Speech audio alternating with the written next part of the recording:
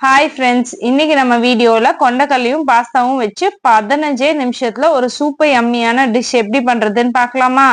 அதுக்கு ஒரு குக்கர்ல 2 டேபிள் ஸ்பூன் எண்ணெய் சேர்த்துட்டு எண்ணெய் நல்லா காஞ்சதுக்கு அப்புறமா 1 ஸ்பூன் கடுகு சேர்த்துட்டு கடுகு நல்லா பொரிஞ்சதுக்கு அப்புறமா 2 மீடியம் சைஸ் வெங்காயத்தை பொடி பொடியா நறுக்கி வச்சிருக்கேன், அதை சேர்த்துக்கலாம். அது கூட 1 டேபிள் ஸ்பூன் உப்பு சேர்த்துட்டு நல்லா கோல்டன் கலர்ல ஃப்ரை ஆகிற வரைக்கும் ஃப்ரை பண்ணிக்கலாம். அது கூட 2ல இருந்து 3 பச்சை மிளகா காரத்துக்கு தகுந்த மாதிரி சேர்த்துக்கோங்க. 2 மீடியம் சைஸ் தக்காளியை பொடி பொடியா நறுக்கி சேர்த்துக்கோங்க. தக்காளி நல்லா சாஃப்ட் ஆகிற வரைக்கும் அதை வதக்கிக்கலாம்.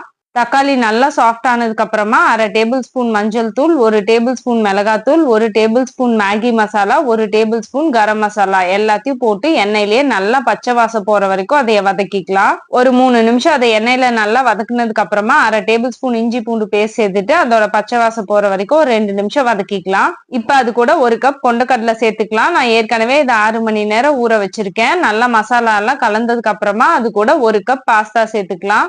பாஸ்தாவும் கொண்டக்கடலையும் நல்லா மசாலாவோட கலந்து வர்ற மாதிரி ஒரு 2 நிமிஷம் அதை ஃப்ரை பண்ணிட்டு அது கூட 1.5 கப் தண்ணி சேர்த்துக்கலாம். நீங்க எந்த கப்ல பாஸ்தாவை அளக்குறீங்களோ அதே கப்ல கொண்டக்கடலை தண்ணி எல்லாத்தையும் மெஷர் பண்ணிட்டீங்கன்னா கரெக்டா இருக்கும். குக்கரை மூடிட்டு மீடியம் ஹீட்ல வச்சுட்டு ஒரு 2 விசில் விட்டுடலாம். அதிகபட்சம் 10 நிமிஷத்துல விசில் வந்துடும். 10 நிமிஷத்துக்கு அப்புறமா ஓபன் பண்ணி பாத்தீங்கன்னா சூப்பரா வெந்திருக்கும்.